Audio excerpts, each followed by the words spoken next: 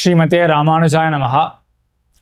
அப்பிள்ளைக்கு நம்பிள்ளை சாதித்த வார்த்தை, நாம் இந்த சரீரத்துடன் கூடிய செல்வத்தை நாடினோமே என்றால் அது 3 விதத்தில் தோஷத்தை பெற்றுக் கொடுக்கும் அப்படின்னு சாதித்தாராம். என்னன்னா, முதல்ல நாம் விரும்புவது கிடைக்காது, ஒரு தோஷம். 2வது, நம்மளுடைய தன்மைக்கு, சொரூபத்துக்கு, இயற்கைக்கு சேராது, 2வது தோஷம்.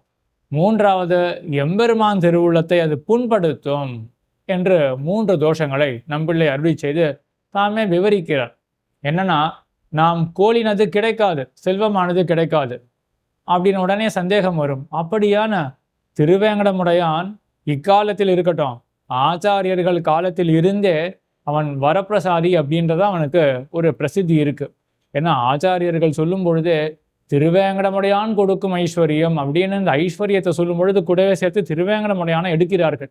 அப்போ அந்த காலத்தில் இருந்தே யார் போய் கேட்டாலும் கொடுக்கக்கூடியவர் திருவேங்கடமுடையானாக இருக்கார் அப்படின்ற பிரசித்தி இருக்கு. அப்போ அந்த எம்பெருமானை கொடுக்கறதுக்கு சித்தமாக இருக்கானே, அப்போ எப்படி கிடைக்காதுன்னு சொல்ல முடியும் என்றால், யாருக்கு கொடுப்பான் யாருக்கு கொடுக்க மாட்டான்றதை பார்க்கணும். ஏதோ ஒரு அதிகாரிக்கு கொடுப்பாம, எவன் புபுக்ஷுவாக இருக்கானோ, இந்த லோக்கத்திலே நல்லபடியாக இருக்கணும் அப்படின்ற எண்ணத்தை மட்டும் எவன் கொண்டு இருக்கானோ, அவனுக்கு எப்படியாவது நாளைக்கு ஒரு நாள் பக்தி வர வேண்டும் அப்படின்றதுக்காக இப்பொழுது அவன் செல்வத்தை கொடுத்து வைப்பான். ஆனா ஆச்சாரியனுடைய ஒரு சதாச்சாரியின் திருவடிகளை பற்றி சம்பிரதாய அர்த்தங்கள் எல்லாம் கேட்ட பிறகு ஒருத்தன் போனானே என்றால், எம்பெருமான் உண்மையா என்ன பண்ணுவான்னா, எஸ்யானுகிரகம் இச்சாமி தஸ்ய வித்தம் ஹராம் யகம் அப்படின்னு தானே சொல்றான். யாருக்கு நான் அனுகிரகம் பண்ண வேணும் அப்படின்னு நினைக்கிறேனோ அவனுடைய செல்வத்தை அபகரித்து விடுவேன் அப்படின்னு சொல்றான். ஆக அவன் செல்வத்தை கொடுக்க மாட்டான்றது மட்டும் அல்ல, அவன் எடுத்துருவான், அபகரித்து விடுவான் செல்வத்தையே. ஏன்னா இந்த செல்வம்ன்றதே ஒரு தடை. நம்ம நினைச்சுட்டு இருக்கோம் இந்த செல்வம்ன்றதான் நம்ம காக்கும் அப்படின்னு. அப்படி கிடையாது. ஆழ்வார்கள், ஆச்சாரியர்கள், ஞானிகளுடைய நிலை என்ன அப்படின்னா, ஆழ்வார் ஸ்பஷ்டமாவே சொல்றார், கொள்ளென்று கிளர்ந்தெழுந்த பெருஞ்செல்வம் நெருப்பாக அப்படின்னு. இது ஒரு நெருப்பு போலதான் ஆழ்வார்கள்லாம் பார்க்கிறார்கள். நமக்கு இது ரக்ஷகம் வேணும் அப்படின்னு தோணும்.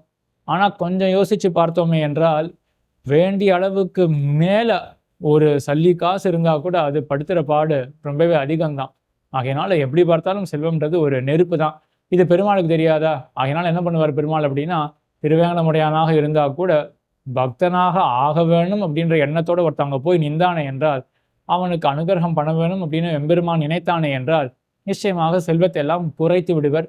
உண்மையா நல்லதுதான் அது. ஆக இப்போ பக்தர்களாக ஆன பிறகு, அதற்கும் தாண்டி பிரபன்னர்களாக ஆன பிறகு செல்வத்தை ஆசைப்பட்டோமே என்றால் பெருமாள் கொடுக்க மாட்டார். அப்போ கிடைக்காத ஒரு விஷயத்துல ஆசை வைத்தோமே என்றால் அது ஒரு கஷ்டம்தான், நமக்கு ஒரு தோஷம். 2வது தோஷம் என்ன அப்படின்னா, நம்முடைய சுரூபம் என்ன. இந்த செல்வத்தை நம்ம ஆசைப்பட்டோம்னா, ஒரு ராஜ குலத்துல ஒரு பிறந்திருக்கான் ஒருத்தன், ராஜபுத்திரனாக இருக்கான்.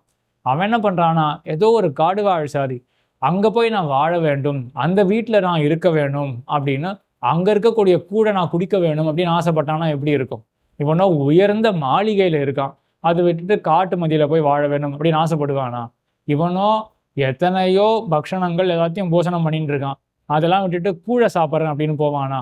அது போலதான் இருக்கு பரம போகியமாக எம்பெருமான் இருக்கான்.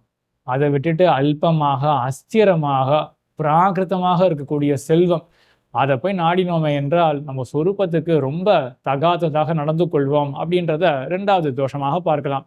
3வது என்ன என்றால், எம்பெருமானுடைய திருவுள்ளம் ரொம்ப புண்பட்டு போகும். இந்த சம்சாரத்துல எல்லாருமே செல்வத்தை தான் நாடின்னு இருக்கார்கள். அப்படிப்பட்ட இந்த சம்சாரிகள்ல எவனாவது ஒருத்தன் முன் வந்து, எம்பெருமானே எனக்கு அதெல்லாம் வேண்டாம், நீதான் வேணும் அப்படின்னு சொல்ல வந்தவனே மறுபடியும் செல்வம் எனக்கு வேணும் அப்படின்னு போயிட்டானா அப்ப எம்பெருமான் எவ்வளவு வருத்தப்படுவான். ஆக இந்த 3 தோஷங்கள் இருக்கும்.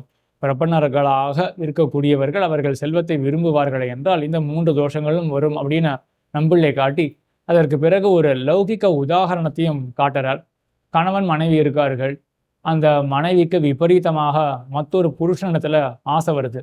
அப்படி இருந்ததை என்றால் எவ்வளவு அவத்தியமாக முடியும். ஏன்னா இந்த கணவன் வந்து, சரி உனக்கு அந்த புருஷனிடத்துல ஆசை வந்திருக்கா, அவனிடத்துல நான் கூட்டி வைக்கிறேன் அப்படின்னு பண்ணுவானா? பண்ண மாட்டான். அப்ப இந்த மனைவிக்கு அந்த புருஷன் கிடைக்க மாட்டான். அது ஒரு குற்றம், ஒரு தோஷம். அது மற்றொன்னு இவருடைய பாதிவிரத்தியம் என்ன ஆறுது, இவருடைய சுரூபம் பதிவிரத்தையாக இருக்கக்கூடிய சுரூபம் அந்த நசித்தே போயிடும்.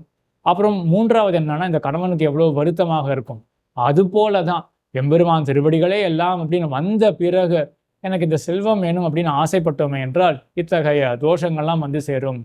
ஆக இதுலேருந்து என்ன தெரிஞ்சுக்கலாம் அப்படின்னா, இந்த லோக வாழ்க்கையானது இதுவே முடிவு கிடையாது. இதற்கு அப்பால எம்பெருமான் திருவடிகளை அடைய வேணும் அப்படின்றது உன்னதமான எண்ணம். அது வருதே ரொம்ப அபூர்வம். சுத்துமுத்து பார்த்தா எங்க பார்த்தாலும் சுத்தின்டே இருக்கார்களே ஒழிய எதற்காக என்ன பண்ண போறார்கள் அப்படின்ற கேள்விக்கு அவர்கள் இடத்துல பதில் கிடையாது. நமக்கு அந்த கேள்வி எழுந்திருக்கு, ஒரு பதிலும் தெரிஞ்சிருக்கு. இந்த வாழ்க்கை எதற்காக? இது முடிய போறது. இறப்பு மரணம் நிச்சயமா வரப்போறது. அப்போ செல்வத்தை சேர்த்து சேர்த்து என்னதான் பண்ண போறேன்? இறந்து போயிட போறேன். இறந்து போறதுக்கு முன்னாடி மூப்பு வந்தா கூட இந்த செல்வத்தை அனுபவிக்க முடியுமானா? அதுவும் முடியாது. அப்ப செல்வத்தை வச்சு என்னதான் பண்ண முடியும்? அப்போ மூப்பு, அதற்கு பிறகு இறப்பு, அதற்கு பிறகு அடுத்த ஜென்மம் தெரியாது. அப்ப அதற்காக இப்பவே பாடுபட வேண்டாமா? எம்பெருமான் திருவடிகளை நன்றாக போய் சார வேண்டாமா? அப்படின்ற எண்ணம் பிறந்த பிறகு அதற்கு பிறகும் செல்வத்துல ஆசை வந்ததே என்றால் தான் இந்த தோஷங்கள் எல்லாம் சொல்லப்பட்டிருக்கு. நம்ம என்ன பண்ணணும் அப்படின்னா, சிலதெல்லாம் நமக்கு ஒரு நெசசிட்டியாக இருக்கும். அத்தியாவசிய பொருள்களாக சிலதெல்லாம் இப்போ இன்றியமையாத பொருள்களாக ஆகிவிட்டன. சிலதெல்லாம் நமக்கு லக்ஸுரியா இருக்கும்.